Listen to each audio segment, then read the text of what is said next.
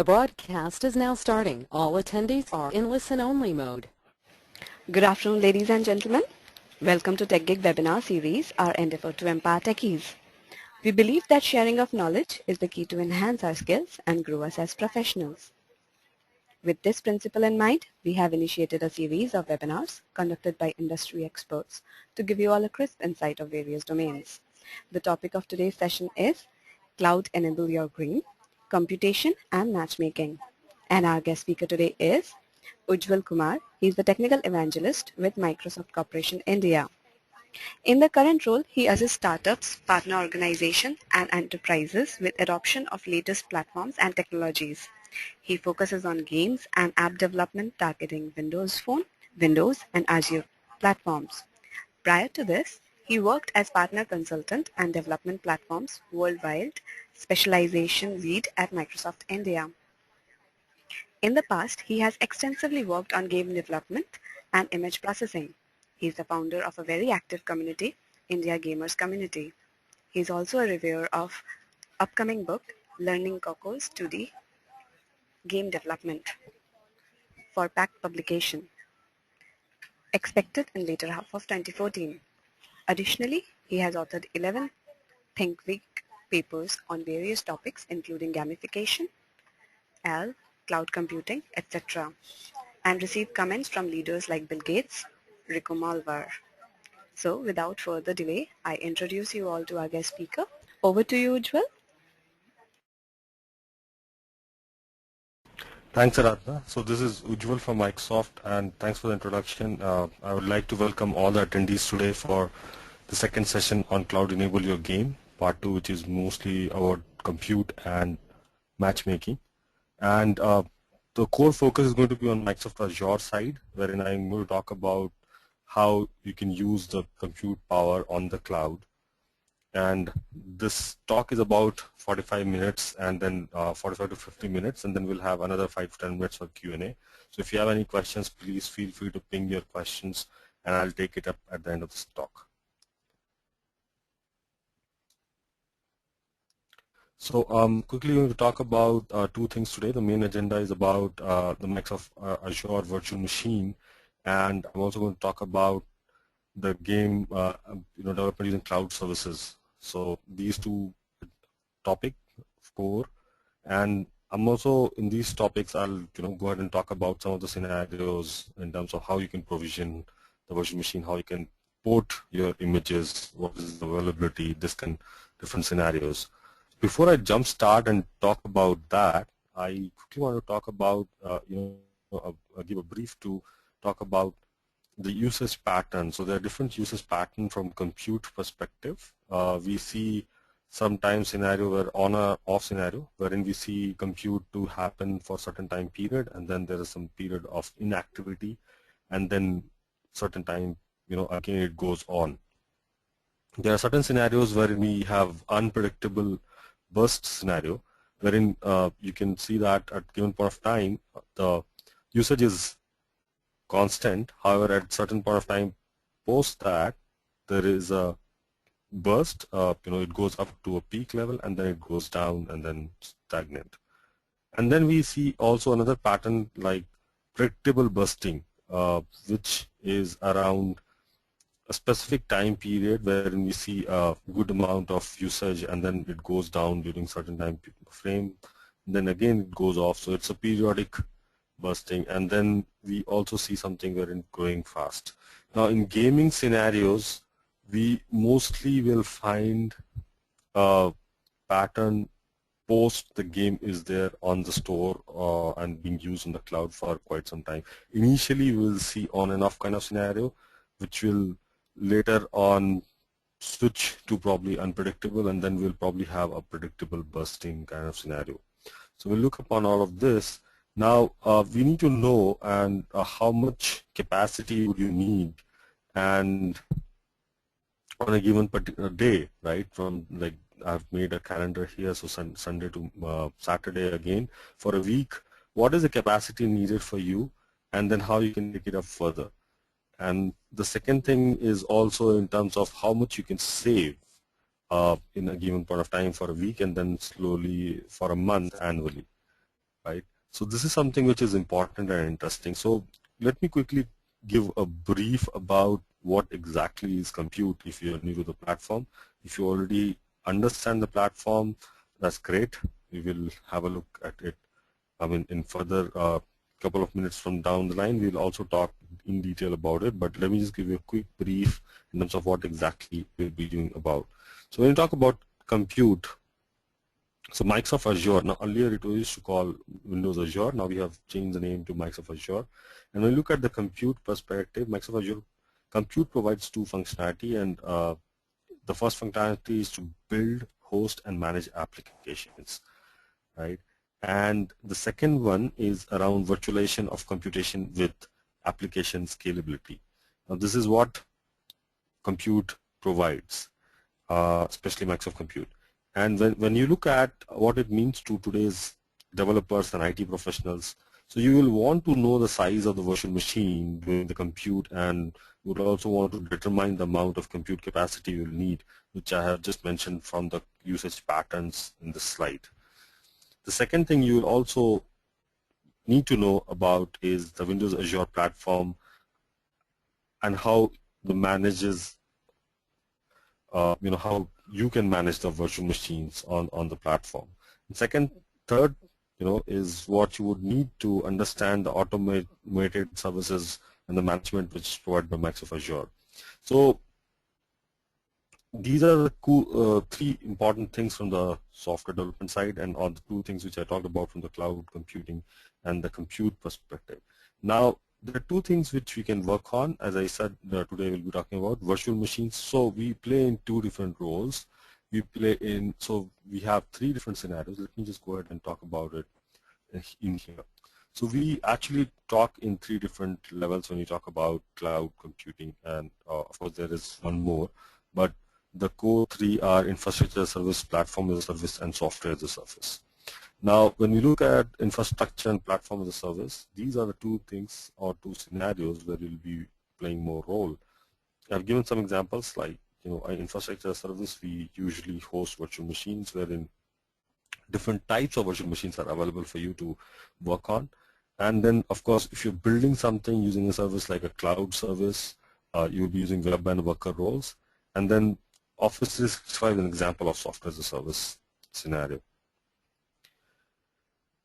So a lot of virtual machines we do support. Before I jump into that, I will quickly go back to my last slide and talk a little bit more about the compute part.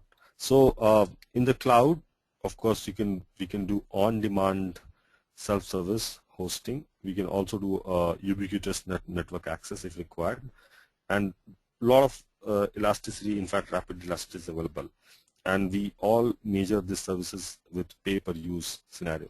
So looking at the gaming world and game scenario, the way we work on is, let's say any online based game. For example, let me take a typical example of a game called Wonderment, and I'm going to quickly switch my screen from here to my modern app screen mode, and I'm jumping to this game called Wonderment, which is a game based on Xbox Live, which ultimately resides on Microsoft Azure. Now this game is a game which is played 24/7 across the globe, and at any given point of time, I can bet you will see somewhere around 500 minimum people playing the game, but usually you'll find more than 1,000 or 2,000 people on an average people will be playing back. Now, if you look at this game, before I jump start and get into the play mode, you can see that I have already been signed in. On the top right corner, you can see Ujjwal written there. That's my Microsoft account Xbox ID. And at the bottom here in the center, you can see leaderboard mentioned over there. And then we have frenemies. I can actually make friends in the leaderboard. I can also do achievement, which is now frenemies. Let me talk about it a little bit more. Frenemies are where you will be able to create friendly enemies, or it's more towards the matchmaking scenario where you stand, you can play with somebody who is closer to you, plus minus 10 or 15 or 20 or something like that. An achievement is something where you have scored and achieved based on the levels. Now look at, I'm going back to the rank and stats and all that stuff. Let's go ahead and start playing the game. So you can see on the top of the scenario, of the game, you find the time seconds, which is going backward. Now this time is used to calculate. This is a real-time game. Now what I have to do is probably form words, and which are typically the makes sense. So for example, SON, sun, is a right word I can think of right now quickly. And when I'm creating these words, right, my score is being added, and I'm able to get some scores which is actually being sent across to my scoreboard. Now I'm typically doing not that great here. Whatever happens now is the score actually is times up. The score is taken up. In the meantime, I'm shown the list of words which I could have formed in the given time frame. Look, interestingly here, we can find these many words. In fact, 237 words could have been formed, wherein I joined late and I only formed about 4 words, and a lot of stats over there. Now this is the leaderboard. Now what is happening here is my data is actually being sent to the cloud using the Xbox Live services. Now let me go back to the previous talk which I have given last time, which was on leaderboard scenario.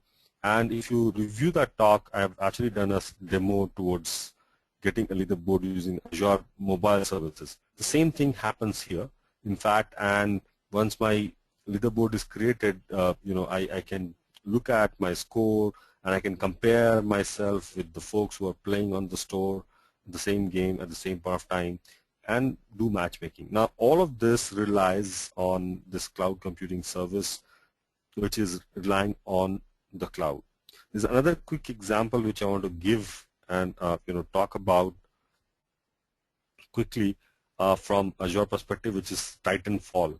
Titanfall game is actually on, it completely resides on Azure, Microsoft Azure, and this game is typically having all kind of virtual machine services, a lot of compute which happens with the scalability on the cloud, resides on Microsoft Azure across the globe, different regions, and people who are playing the game continuously give on sending the data and fetching the data, and the computation, actually even the rendering part of the game, is happening on the cloud. So usually people with a average or low graphics memory card, a standard graphics memory card I would say, would be able to play the game, if you are hosting a game on the cloud and then fetching the data onto the local machine by having the rendering part or rendering computation part done on the cloud, similar to what Titanfall does. However, Titanfall is actually a console-based game, so a rendering part also, even though it is taken care on the cloud, is also a little bit of that is also enabled on the console as well, and then console takes care of it.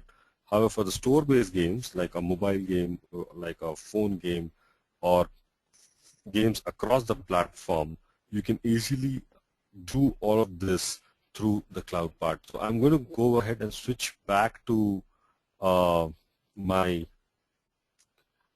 slides here, and I'm going to go ahead and start the presentation again. Let me just go ahead and switch.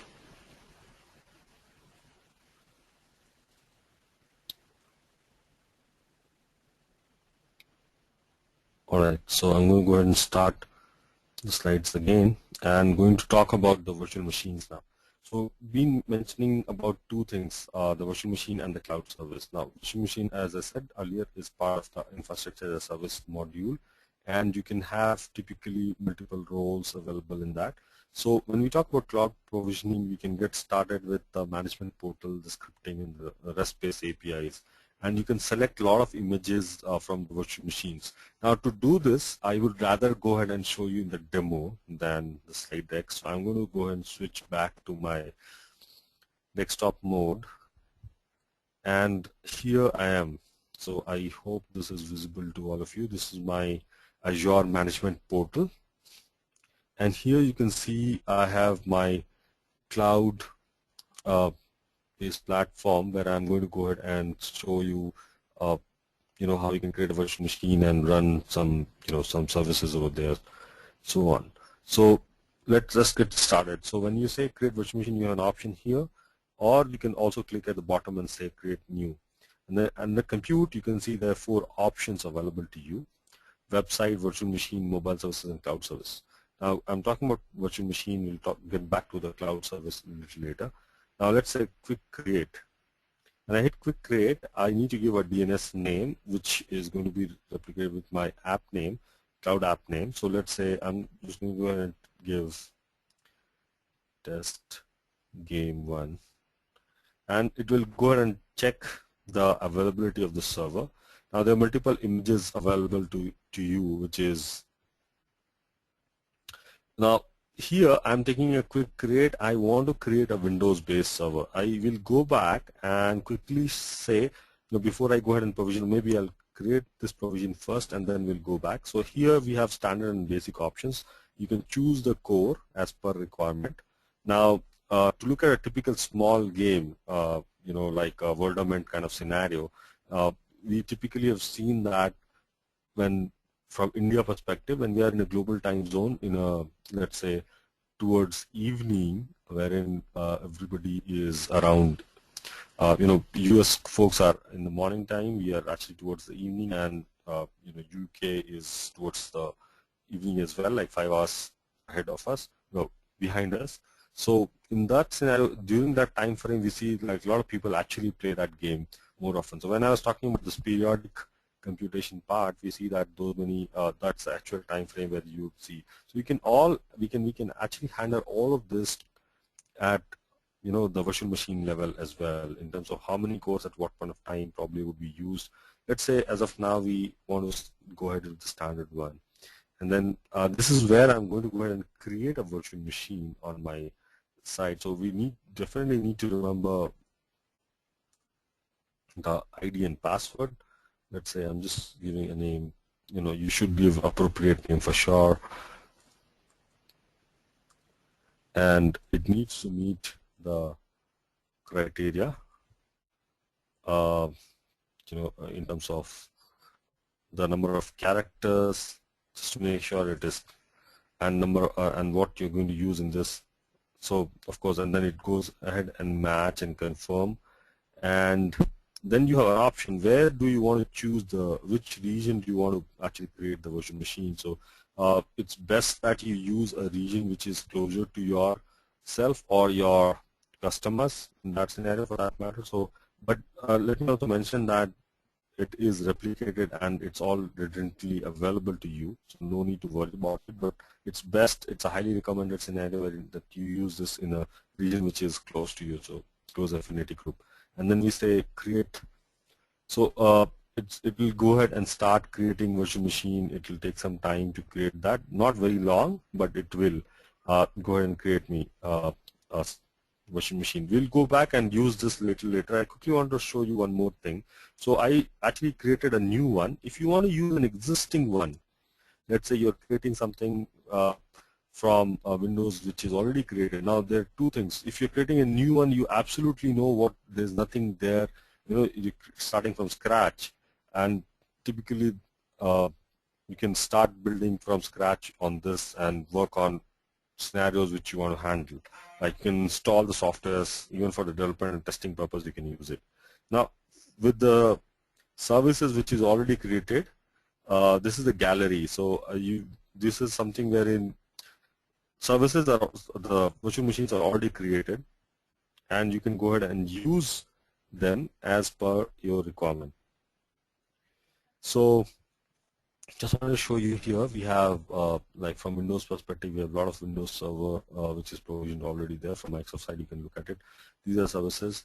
From Ubuntu, again, we have a couple of them available: CentOS, SUSE, uh, Oracle. We have many other images available. And if you have your own image, you can actually go ahead and select and install it. We can show that also a little later. Now, it's very much possible to actually take your image and then port it to your scenario. So that's that. Now, I'm going to go ahead and switch back to the slide and talk more about the compute part and this virtual machine scenario, and then we'll come back and look at more demos later. So if you have any questions, again, feel free to put your questions in the Q&A panel. That chat will come to me a little later, and I will answer those questions as we go along at the end of the talk. So this is being created. It will probably take some time to actually go ahead and install. So I will switch to my presentation scenario and talk more about the cloud-first provisioning. The advantage that I talked about is that you have things in control. From the Elastic perspective, like what time zone, what time frame your game will actually need scaling, and what time it will require to scale out. And then based on that, you can actually go ahead and deploy the services and use these scenarios. Now, one more thing about Microsoft Azure is that, of course, it's a foundation of the cloud computing platform for Microsoft. We run this operating system on the cloud, and we also have, the option, or I would say it's ideal for games which require scalability, availability, or fault tolerance, right? So I just mentioned about the virtual machine thing. These are servers which I've already showed you. We do support Linux, so if you have anything which you think around building on Linux kind of scenario, you can also use that. This is the size and data which we do support. So if you look at the virtual machine size, we support extra small to small, and then medium, large, extra large, and then we call it A7 and A8, A6, A7, which is up to 1 TB. And the memory which is available, CPU cores can be shared, or you can have your own CPU cores based on your requirement, right? Now, in terms of portability, we do support portability as well. So you can have your own, data center. From your data center, we can port the virtual machine data, and or vice versa, which is very much available to you. We also support other service providers. So for that matter, if you want to port it to other services, we do support that as well.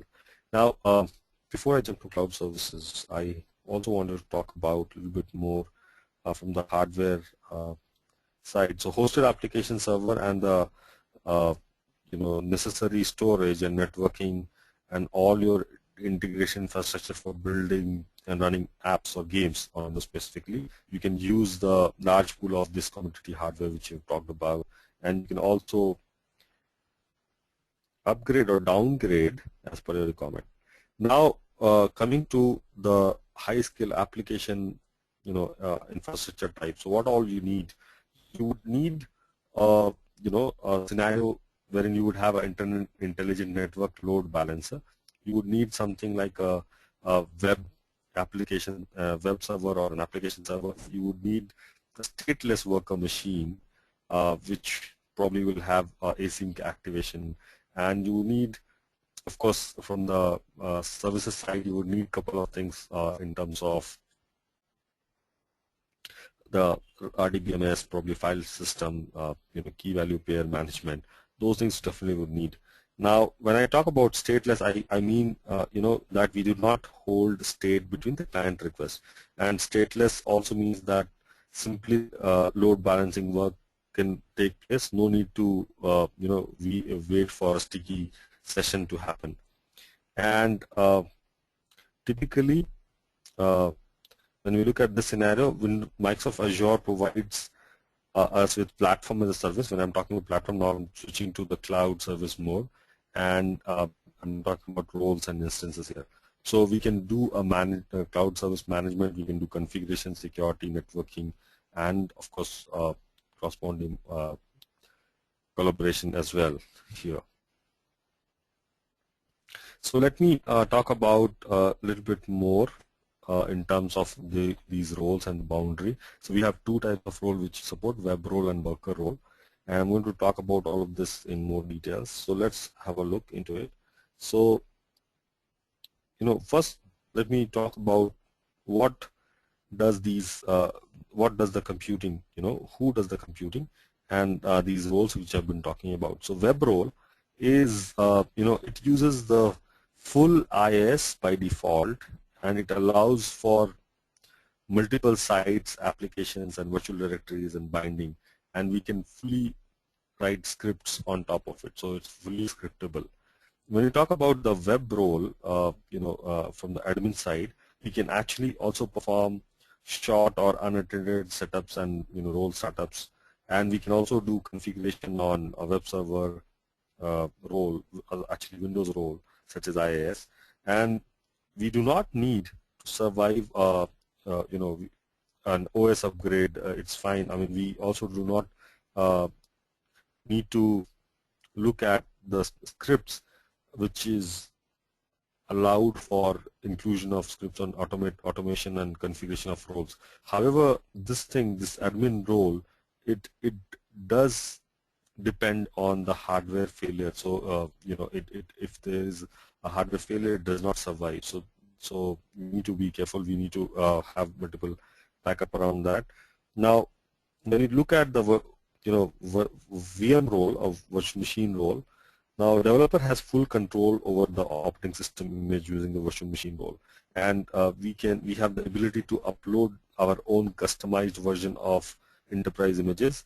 We can operate, I would rather say operators can reboot the image or re-image or do a remote desktop, and we can also continue to benefit from automated service management, or rather we can say include service model enhancements described for subsequent slide. So I'm good. So this is some of the scenarios where I'm doing configuration. So we have Microsoft Azure web role, and then we are talking to a SQL. We have cloud service separately mentioned in a different Active Directory or domain control, and then there's the virtual machine tunneling, which actually goes on and talk to it further. So I already gave a demo of virtual machines, so I'm going to go ahead and talk about quickly fault and update domains. Now, this is a scenario of fault domains represent a group of resources anticipated in the same stack, same server, and the fabric actually is spread across the instances, across faults, and it is by default at least two. Update domains are where we represent group of resources that will be across the domain, and the operating system is hosted and updates and honor services update. And by default we have 5 instances. We can actually go ahead and up to 20. So this is a quick representation of the scenario where we have a scalable architecture with the fault and update domain taken care of. So I just talked about it. Let's have a quick representation through this image wherein we have fault domain and update domain scenario with web role and worker role, where we have 2 instances. And this works with the IIS and SQL service. For example, you just take an example of availability set, and then we can do update domains are honored by the operating system update. So whenever we are actually doing update our operating system, we are taking care of that operating system. I just mentioned about it, 2 scenarios. Now this is a high-level solution for redundancy at every level. So we actually talked about it. We have a web deploy method on multiple servers, including IIS or SQL if you're using throughout the internet. So it takes care of your updates, and it doesn't require you to actually worry about it when you are hosting your services there on the cloud. You just have to work on your own file. So before I jump, in fact, let me talk about the images quickly, and then we can talk about it. So we have this is our Windows Azure, or I would say Microsoft Azure storage scenario, wherein we can have the storage across different domains, and it's always reliable, it's always on, in different racks, different locations. For example, in US it is in West DC, and then we have data center, and then East data center. So we have a continuous storage geo-replication going on, so no need to worry about your capacity and the virtual machine disk layout. You can always view that through remote. So it's very much possible and available to you, so you can actually do a remote desktop kind of scenario as well to find it out. I'll quickly jump further and talk a little bit more about a scalable architecture. So the compute part of Microsoft Azure platform is responsible for providing CPU cycles for executing your game and apps. Now, applications or games which you are going to host inside the virtualized environment to, let's say, prevent physical dependencies or any underlying operating system and hardware issues. So you can take care of that. So usually loose coupling of app or game is accomplished through virtualized resources, which I'm talking about right now. And you can, which this also includes, I would say, local files or persistent storage structure, or which could be unstructured or structured, and a diagnostic or instrumentation resources also there. The same scenario for the hosting environment is also implemented as a virtual machine. So any application failure won't impact other application running on the same physical hardware. So these are actually located. And of course, this is basically about disk and OS images, which could be also ported. I had a brief about this earlier, discussion about it, and I just want to talk about a little more that wherein you can, from on-premise, you can send it across to your cloud. So this is my app VHT. Now this contains not just, this my app could be your game as well. Now this could be not only relying on your local premise, it could go on to the cloud, and where you can scale it further, and client can go and use it, and vice versa, either way.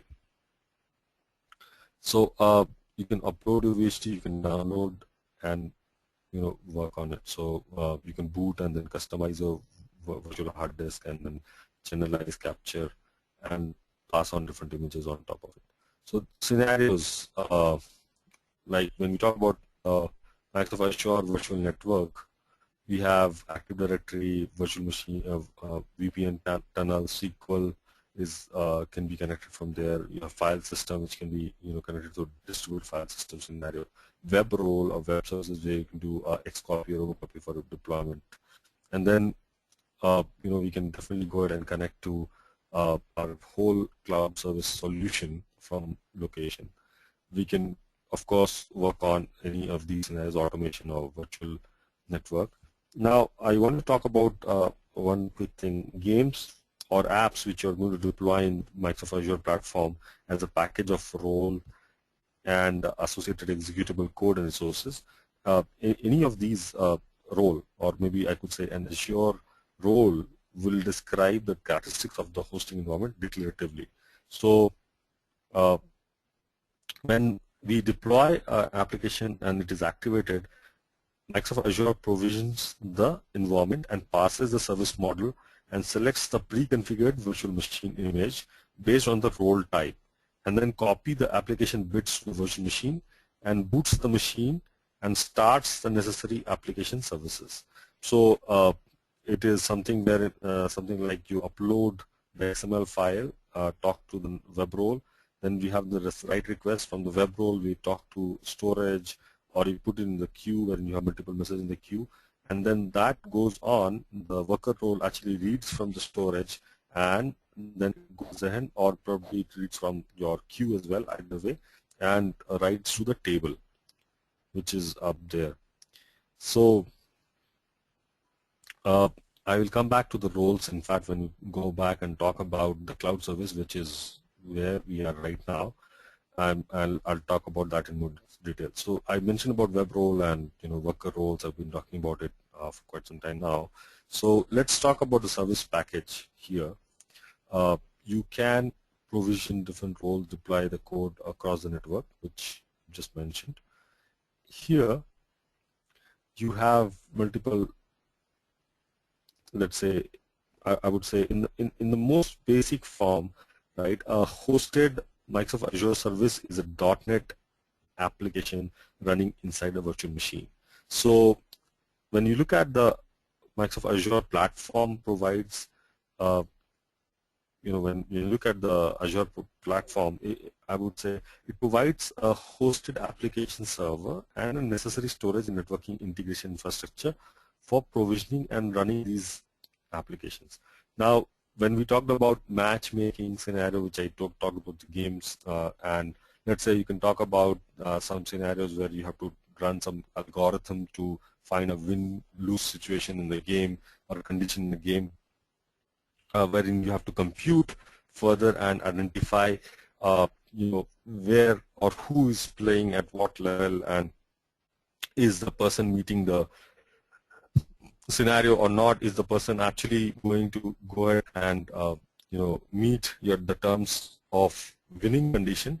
Those things you can take care as a service. You can host it in the infrastructure, and the worker role can read it and then write it to the file system, and probably you can read it back to the client from there. So we have physical servers which are grouped, as we talked about, fault domains and updated domains and deployed across the servers. The Microsoft Azure is physically composed of all of these resources like server switches, powers, and all that stuff in the data center, and these are hosted. Earlier we called it as Fabric Controller, which was actually used to do early detection of application failure, and each of these instances of the application or services is monitored for availability and scalability across. And it will be essential to with limited impact to any of your end users. Now, when we talk about, let's go further a little bit and talk about the network and load balancer side scenario. So this is also something which is hosted in between, and you can find the scenario.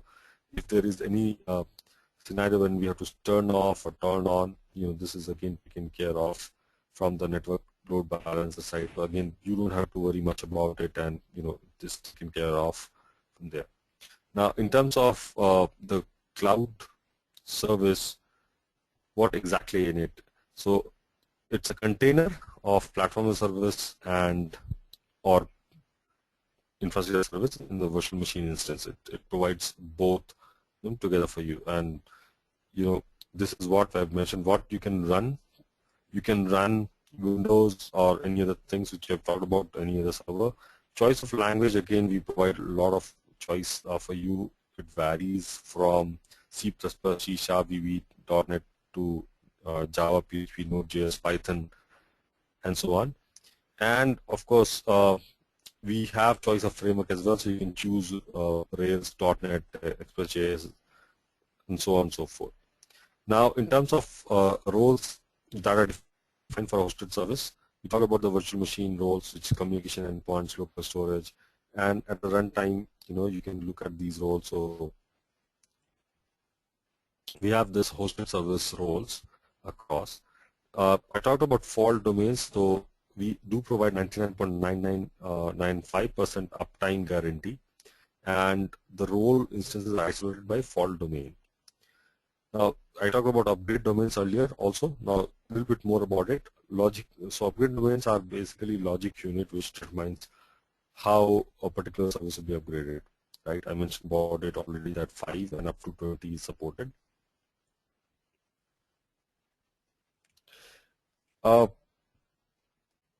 Quickly, in terms of understanding the roles and instances, I also want to talk about this, that the service model which we have defines how the services will be set up. So the role, what kind of role the service will have, endpoints it will listen to, types of virtual machine that will run, and we also look at the runtime in terms of the scale. So specifically, each role will be deployed onto an executor on one or more virtual machine, how we can run virtual machine with a single role. So that's taken care of. We have different types of subscription roles. Someone like account administrator, also known as the account owner, who is the person who will manage the subscription. Then we also have somebody called service administrator or a service owner, who mostly will be an IT professional who will manage the service in the cloud. Now, how do we define unit of compute? We'll talk about that a little more around the network balancing itself. Let me just go ahead and talk about deployment. So in terms of Azure SDK first, let me also quickly mention you can actually install that SDK from Microsoft MSDN site or Azure development portal. From there, you can download .NET tools for client library. In fact, let me go ahead and switch to my desktop one more time, and I'm going to quickly jump to my search engine and say Azure SDK for .NET, right? And you'll find this points me to the Azure Development Center, wherein this is the right place to get started. And here you will find what's new and so on and so forth. We also find API references and all.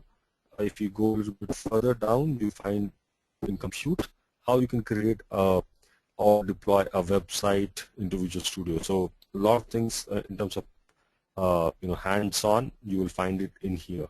So once you are finished with this talk and you want to explore more, you should definitely go ahead and look at this part. Now, in terms of deployment, we talk about compute. If you want to add some kind of certificate to the services, or you want to add some kind of web jobs for background processing for your website or web-based games, you can actually go ahead and use this. We'll talk more about the data service a little, in fact, storage, we'll talk about it later, wherein we have a separate session on storage and how we can use the CDN. Let me just go back and look at the SDK, and so we have this download Azure SDK and tools for SDK. So you will find all of these SDKs available here. So that's what I was talking about. We have .NET, Java, Node.js, and PHP SDKs. And if you have 2013 installed, which is 2013, you can go ahead and use this. Otherwise, you can use 2012 if you have 2012. And then we have separate client libraries. For example, let me just go and show you when you click on this. And for that matter, let me also go, in fact, down and show you the other options, like for example, Azure Storage, Configuration Manager, Mobile Services. Some of these are predefined packages, NuGet packages which are available.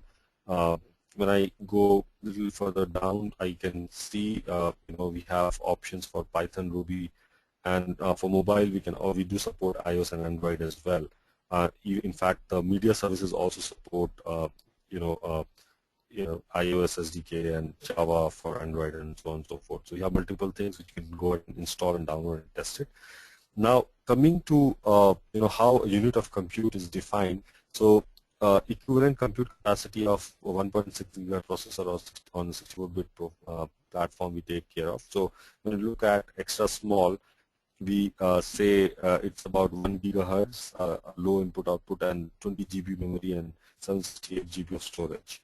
So this is extra small, and then we have a small which is more around 1.16 gigahertz and with 1.75 GB memory and 255 gigabyte of storage and so on. So we have medium, large, and extra large as well.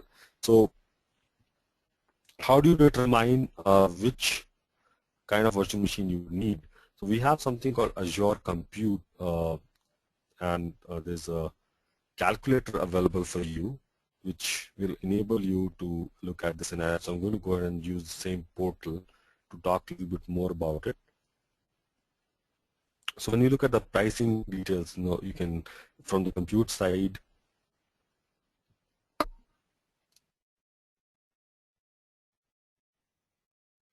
we have 4 options. We have virtual machines, websites, mobile services, and cloud services. So we already talked about mobile services earlier. Let me just go ahead and talk about virtual machines we have been talking to. So again, pay-as-you-go kind of model, and you can find all of this information, like for example, extra small. I was talking about extra small, small, medium, large, and extra large, right? So the price per hour is mentioned here. Now all of this from the VM side, right?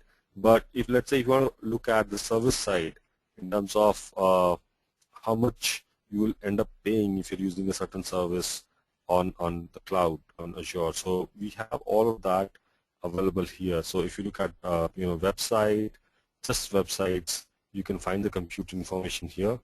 And if you are looking at a scenario like a virtual machine, again, that scenario is available to you here through websites, and how much you're going to pay for extra small, and so on and so forth. So per hour kind of scenario. Mobile services, again, we talked about it for creating leaderboard. I had some sample also running over there last time. So you can look at this in terms of the cost as you go along, right? I am going to talk about it. I'll just show you some example of it. So for example, again, I have extra small, and so on and so forth. So let's say I am going to use a database of size, let's say, this is kind of big for me, maybe 50 GB, and US and Europe for that matter. Let's say I'm going to go ahead and use somewhere around, maybe to begin with, a smaller number, let's say 250, or yeah, 250, close to 50, let's say. And I would also need support, in terms of fixing issues in terms of burn worker role, so developer kind of scenario. So I'll include that, and maybe I don't need, maybe I can manage it myself. So that's pretty much. So if you look at this, you get to see that you'll be end up, charged for $155 per month kind of scenario. Now, good thing is there are multiple plans. If you are, across India, anywhere else, if you are part of this park, you get a MSDN subscription, and you get $150 of Azure credit absolutely free. Now, that enables you to actually go ahead and, work in without any money. You can actually go ahead and work on it. So this is something which is kind of very, very interesting. So you don't even end up paying anything, and you actually get to use the services easily across on the cloud platform. Now, how do you determine the size of virtual machines? The size of CPU, virtual machine is determined by the number of CPU core, the memory capacity, and the local file size and run instances. And on every physical machine, Microsoft Azure contains at least 8 core processors, and you can determine up to extra large, as we have seen here. Let me just go ahead and look at overall full calculator. So this is a full calculator available for you based on your choice of usage. So you can go ahead and choose one by one. So let's say I've chosen something for website, I've chosen something for worker role and web role, virtual machine, and ultimately you will be able to find. So if you're using all of these services and servers, you can actually go ahead and find how much data or how much consumption you will have per month right here, right now. So with a rough estimate, you get a rough figure, by default. So this is something which is very, very interesting, and you should definitely go ahead and use it. Now I'm going to go ahead and quickly talk about in terms of why you should be choosing. So for example, a game which is online, which will be running across all the time, you will probably choose a virtual machine which is somewhere around dual core at least, and again, depending on the object size of computation, you will choose the hardware, and you'll choose the processor accordingly based on how much you see the calculator consumption. And then here, let me just go back to my slide, and we'll talk a little bit more about the Azure, Microsoft Azure for .NET developers. So we have, in fact, a lot of templates available. Let me just quickly go back to my Visual Studio scenario, and here I have this Visual Studio Ultimate Edition. When I say File, New Project, and then we have a built-in template for all of these languages. For example, let me choose Azure Cloud scenario for that matter, and then say Azure Mobile Service. So I can go ahead and create a mobile service from here, or we can go ahead and create a Azure Cloud Service from here, and then we can move further. There's another option of doing the same thing right from the portal. So you can go ahead and choose to create a cloud service. For example, I created one, which is actually running now. You can see a cloud service and a virtual machine, because I created one virtual machine that time, which you can see here. So I have a UK test game 1, which is now running, and you can see that I have multiple tool options. So I can run some command line, command prompt over here. I can manage my disk and images. So if I want to change anything on top of it. Now let me go back to mobile services also. So I don't have not created anything on the mobile, but I did create a cloud service because of I created a virtual machine. Remember, the cloud service is based on the virtual, the web role and the worker role I talked about, and I have a virtual machine here. So in here again, I can go ahead and do more. So what kind of tool I want to install? So I already have installed SDK, Microsoft SDK for Azure SDK. So it'll just show me that same page here. But then if you go back to my dashboard, I can see my scalable part. So can I configure my availability set? I can, right? So what kind of virtual machine I want to use, basic and standard, I have chosen to. If I want to switch back, I can switch to standard, basic, right? And then I can choose between one of the smaller ones. Now it totally depends on how and when you want to switch, change and move further. Now going back to this, I can also, it says if you move further because of change from standard to basic, it says you will lose. It's okay. I will go ahead and running it in the just to showcase and test case. So let it be. Now in case of the monitoring part, you can see I can always monitor. So how much usage it has been. Like for example, I have what is the CPU percentage or disk read write per byte per second. Scenario network in, network out, all of that can be managed in here. I talked about the web roles and manage the endpoint, so I can look at the remote desktop scenario and the PowerShell which is up here. If I want to do further more, or I can do configuration on top of it, so I can define endpoints which could be used across. Now this is in preview mode right now, but this could be used across for multiple test locations. I can set it across to US, Singapore, which is in East Asia, so which is very much possible for us, and to move further and work on. Now, if I go further, and I just talked about the programming model and the worker role patterns. So there are different inherit points which you can look at. The role entry point I was talking about. So you have on start method, run method, and on stop method, which could call Fabric for startup and allow to perform initialization task. Run is where you will be running your main logic, and you can do anything, typically infinite loop, and you can never stop. So your game loop and all will be running in here. And then on stop is where you reach, for example, it's mainly for graceful exit and shutdown. So when, let's say, somebody closes off in the game scenario, when it meets the conditions, you can actually go ahead and call this particular method for that particular in your code.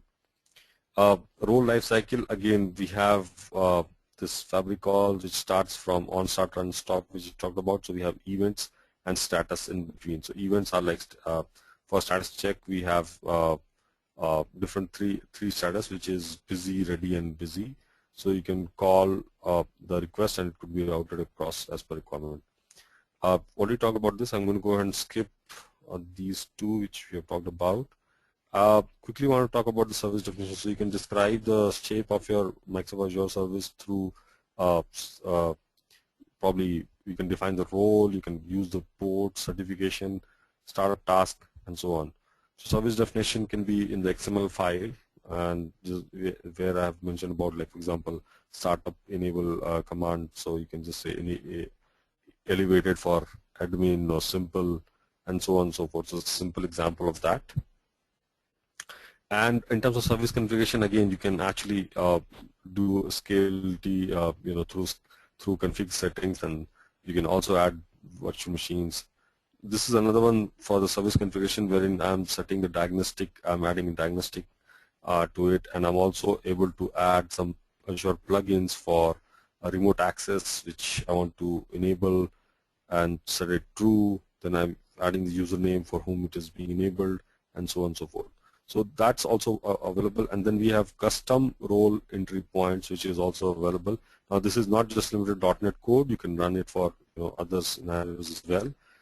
So custom entry point will also have worker role, wherein you can define the virtual machine size and or use the one, and then you can have program entry point wherein you can provide the process. For example, my process.exe, I'm putting a set ready on process start is equal to true, and then we have set the endpoint one for the TCP port 4080.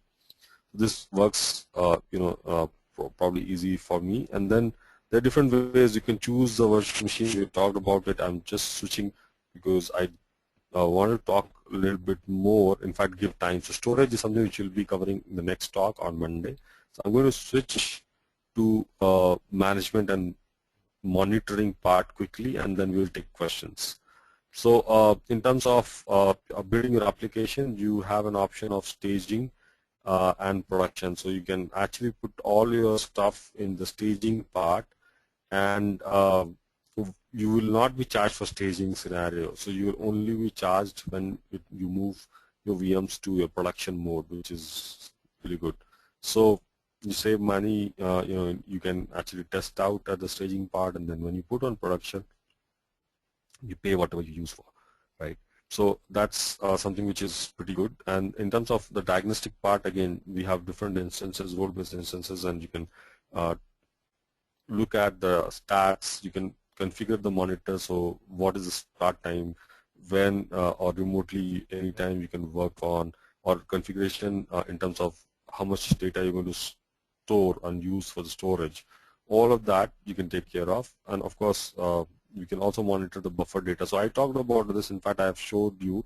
Let me just go back to my cloud scenario and just show that again to you. We can monitor all of this here. So you can look at the CPU percentage, disk read write, talked about it, network out, relative.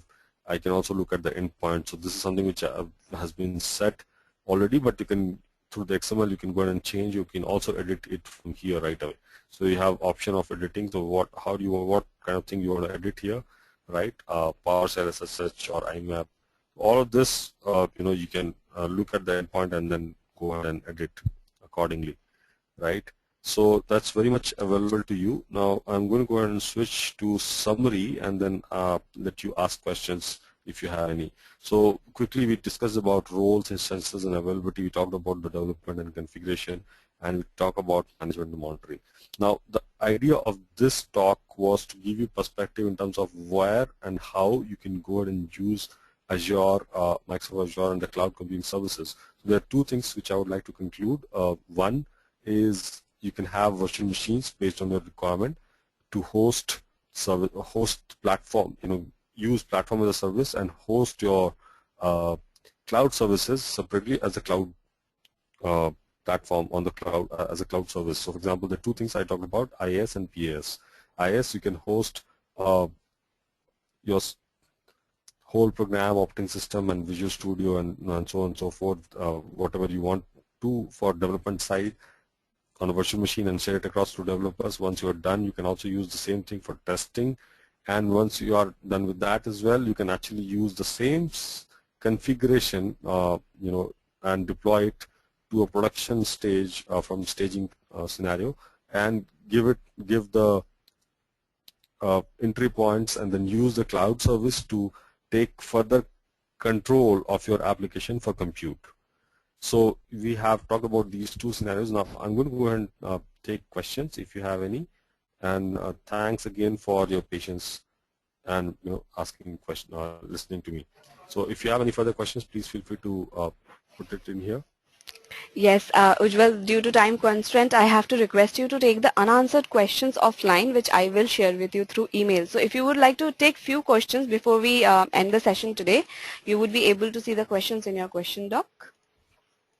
Right. So I do see a couple of questions, and yes, I can take questions through emails. Thanks for that. So from where should I get Azure as free for practice? That's a good question. So you can always go to Azure, Windows Azure site. So I'm going to go ahead and switch to my desktop again. I hope you're able to see this. If you just go to windowsazure.com, or just go to Azure portal, In fact, I was in here, Azure portal, right? And if you just try, so if you look at this option, you will find that you have try for free, right? So you can actually go ahead and try for free. We give Azure absolutely for free for trial for about a month's time with $100 of credit. So actually you can go ahead and use it for any of these scenarios which I talked about. Right. That's typically the only question which I have seen so far. If there are any other questions, feel free to let me pass it on. Otherwise, I can take questions through email offline, no problem. Yes, so if you would like to sum up the session for today, you can do it now.